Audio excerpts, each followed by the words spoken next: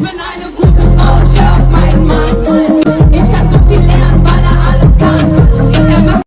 هببتي ንግስቲ መድረኽ ራፕ በርሊን ቅድሚ ምዃና ኣብ ማእከል ኩናት ካብ ሃገረ ኩዌት ሓዲማ ዝወፀት ጓል 3 ዓመት ኤርትራዊት ህፃን እያ ነይራ። ጎርዞ ህይወታ ድማ ካብ ቅዳሕ ስቱድዮ ዘይኮነስ ኣብ ናይ ጀርመን ማዕስከር ስደተኛታት እዩ ዝጅምር።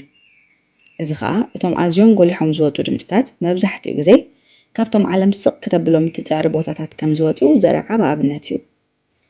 ንባህላዊ መንገዲ እታ ኤርትራዊት ስድራ ክትስዕብ እኳ ኣዝያ እንተተኾስኮሰት ንሳ ግን ዝተፈለየ ናይ ህይወት ቅዲ ኣብ ኣእምሮኣ ነይሩ።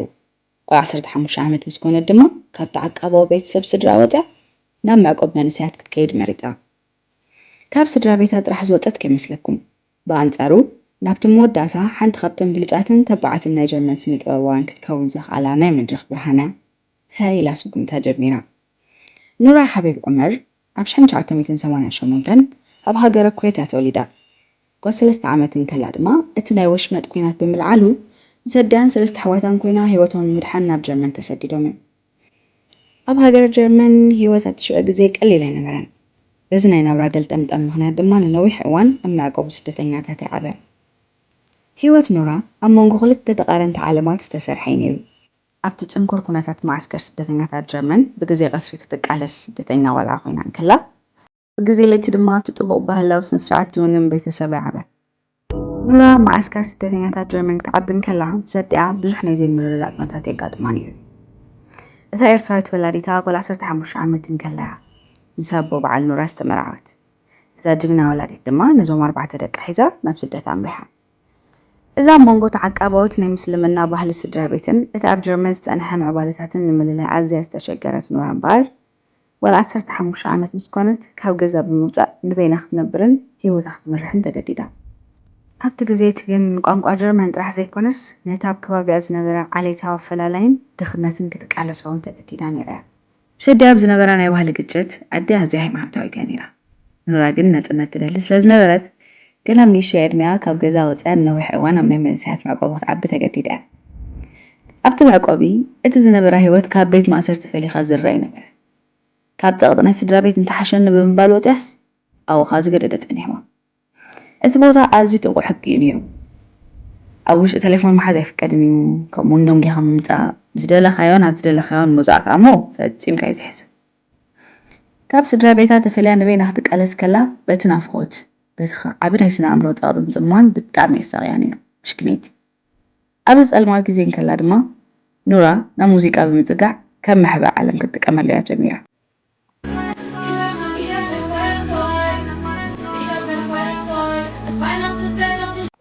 ኣብ ውሽጣ ዝነበረ ቁጣዕን ቃንዛን ኣብ ወረቐት በቶም ሓልሓል ዝብሉ ስምዒት ውሽጣ ክገልፁ ዝኽእሉ ቃላት ክተስፍሮም ጀመረት።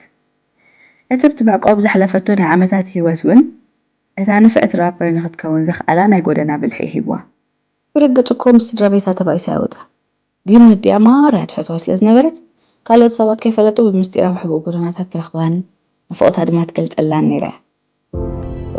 ናፍቖት ወላዲት ሕሱም እዩ። ኣብ መንጎ ናጽነትን ናይ ስድራ ቤት ፍቕርን ዝነበረ ግጭት ስነ ኣእምሮኣ ንዓመታት ዘሳቅያ ምስጢር እዩ ነይሩ። ኣብታ ጸልማት ቤት መዕቆቢ ከዓ እቲ ካብ መንግስቲ ዝወሃባ ዝነበረ ገንዘብ ኣዝዩ ውሑድ ስለዝነበረ መብዛሕትኡ ግዜ ንመግቢ ዝኸውን ገንዘብ ከማን ትስእን ነይራ። ግደፎ ሞት ካልእ ከም ጓል ኣንስተይቲ ዘድልያ ነገራት ነዛ ንኸብዳ ከማን ንጋዱ።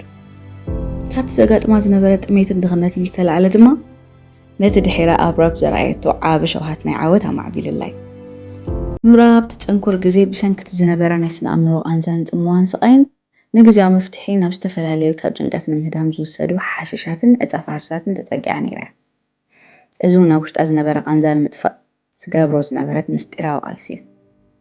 ኣብ 13 ዓመታ ብሰንኪ ምስ ስድራ ቤታ ዝነበረ ዘይምርድዳእን ዝያዳ ናጽነት ስለዝደለየትን ባዕላ ናብቲ ናይ መንእሰይ መዕቆብ ክትኣቱ እኳ እንተመረፀት ኣብ ጀርመን ሓደ ሰብ 18 ዓመት ምስ መልአ ካብቲ መንግስታዊ ናይ መንእሰያት ሓገዝ ወፂኡ ንባዕሉ ከመሓድር ትፅቢት ይግበረሉ ነይሩ።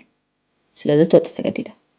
ኑራ ካብ ንእስነታ ጀሚራ ናይ ገዛ ርእሳ ናጽነት ክህልዋን ብናታ መንገዲ ክትነብርን ትደሊ ስለዝነበረት ካብቲ ቤት መዕቆብ ወፂኣ ናብ በርሊን ክትጓዓዝ ዝወሰነትሉ ምክንያት ድማ ኣዝያ ሙዚቃ ትፈቱ ምስቲ ምንባራ ኣብቲ ቦታ ዝነበረ ሕግታትን ገደባትን ከዓ ንዓ ኣዝዩ ፀባ ስለዝነበረ ናብ በርሊን ብምኻድ ምስቶም ከም ዓይነት ራእይ ዘለዎም ስነ ጥበባውያን ክትቀራረብ ስለዝደለየት እዛ ስጉምቲ እዚኣ ድማ نعا نابتلو مزلات عود حتى تبع الثانية نيرا نورا ናብ በርሊን ክትጓዓዝ ከላ ዝኾነ ደገፍ ወይ ገንዘብ ኣይነበረን። ስለዚ ናብቲ ዓቢ ናይ ሙዚቃ መድረኽ ቅድሚ ምብፃሓ ኣብ ዝተፈላለዩ ቦታታት ትሰርሕ ነይራ። ገለ ካብኦም ኣብ ኣብያተ መስተን እንዳ ክዳውንትን እዩ ነይሩ። ህይወታ ንምእዛም ብዙሕ ኣጢራ ምሽክነይቲ ንነዊሕ እዋን ቋሚ ገዛ ስለዘይነበራ ድማ ኣብ ዝተፈላለዩ ናይ መሓዙታ ገዛ እናኸደት እያ ትብድሆ ነይራ። ኣብዚ ኩነታት ዝንከላ እምበር ምስቶም ደትሲ ዝተባህሉ ዳንስ ግሩፕ ተጸምቢራ። ኣብ ዝተፈላለዩ ሙዚቃዊ ቪድዮታትን ክሊፓትን ከዓ ትሳተፍ ጀሚራ። እዚ ናይ በርሊን ታሪኻ ዘቐየረሉ ፍጻመ ግን ምስ ራፐር ጁጁ ምርሓብ ነይሩ። ክልተን ኣብ ሓደ ክለብ ብስራሕን ተራኺበን ብኡንኡ ድማ ብባህርን ብርአን ተረዳድአን።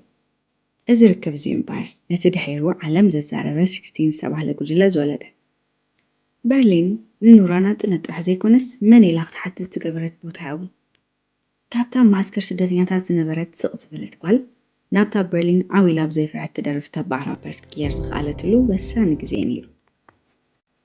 በርሊን ኣዝዩ ዓቢ ዕድልን ናጽነትን እኳ እንተሃበታ ካብ ስድራ ብምፍላሃ ብፍላይ ድማ ከበዲኣ ዓቢ ናይ ስነ ኣእምሮ ጦር ኮይኑዋ እዩ። ናጽነት መሪፀ ድዩስ ስድራ ቤተይ ኸሲረ ዝብል ስምዒት ወትሩ የሳቅያ ነይሩ። እቲ ዘገርም ነገር ግን ኑራ ኣብ በርሊን ስማ እናገደለ ብዝኸደሉ እዋን እውን ከይተረፈ ናይ ዜግነት ጉዳይ ስለዘይተዓፅዋ ወትሩ ናይ ምድራ ስጋት ነይሩዋ እዩ። እዚ ጉዳይ እዚ ድማ ብግዜቲ ዝለዓለ ናይ ጭንቀት ምንጪ ኮይኑዋ ነይሩ። ምስ ጁጁ ብምዃን 16 ምስ መስረታውን ቢዝነስ ብኸመይ ከም ዝካየድ ስለዘይፈልጣ ብሰንኪ ናይ ኣከፋፍላ ውዕል ብዙሕ ግዜ ይጥለማን ይብደላን ነይረን እዩ። ድሒረን ግን ንነብሰን ባዕለን ብምምሃር ናይ ስትራቴጂ ለውጢ ድማ ብምግባር ብፅቡቅ መንገዲ ገዛ ርእሰን ከመሓድራ ጀሚረን። ጉጅለ 16 በቲ ዘይተሓብአት ተባዕን ደፋርን ግጥምታተን እየን ዝፍለጣ። ብዛዕባ ፆታዊ ናጽነት፣ ሓሽሽ፣ ድኽነት፣ ማሕበራዊ ኣድልዎን ብዘይ ፍርሒ እየን ደርፋ ነይረን። እቲ ለበን ኣም ሊሚት ዝተባህለ ኣልበምን ኣብ 2017 ኣብ ጀርመን ኣዝያ ተፈታዊት ኣልበም ኮይና ነይራ። እታ ቮን ፓርቲ ዙ ፓርቲ እትብል ደርፈን ድማ ወርቃዊ መዝገብ ክትረክብ ዝኻለት ኣዝያ ሃበብቲ ደርፊ እያ ነይራ። እዛ ጉጅለ ብዙሕ ፅቡቅ ስራሕ ድሕሪ ምስርሓ ኣብ 2018 ብወግዕ ተፈላለየ። ምክንያተን ድማ ክልተን ስነ ጥበባውያን ዝተፈላለዩ ናይ ስነ ጥበብ ምርጫ ስለዘማዕበላን ንበይነን ክሰርሓ ስለዝደለያን እዩ ነይሩ። ድሕሪ ምፍልላይን ኑራ ንበይና ክትደርፍ ጀሚራ። እዚ ድማ ዝያዳ ናይ ገዛ ርእሰ ታሪክ ክትነግር ዕድል ሂብዋ እዩ። ኑራ ብደርፍታታ ንባህላን ቋንቋን ካብ ምጥቃም ንድሕሪት ኣይትብልና ነይራ።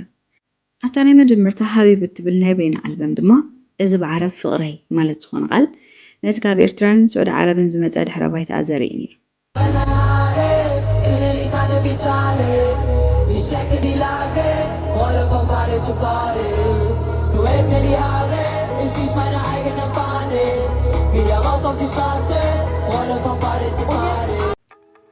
ኣብ ገለ ካብ ቪድዮታታ ድማ ናይ ምብራቕ ኣፍሪቃ ባህላዊ ክዳውንቲ ክትክደን ትረአ።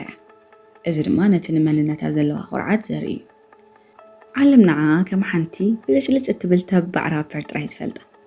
ንሳ ግን ኣብ ድሕርቲ ዝረአ ዓወት ዘሎ መሪር ቃንዛ፣ ስደት፣ ድኽነት፣ ስምብራት ሰባት ንምርዳእ ሓንቲ 300 ገጻት እትውንን ባይሽ ቱ ቫቲሽ ማይነ ብቋንቋ ጀርመን እቲ ኣነ ዝብሎ ዘለኹ ይርዳእካ ወይ ይርዳእክ ድዩ እትብል መጽሓፍ ጽሒፋ እያ።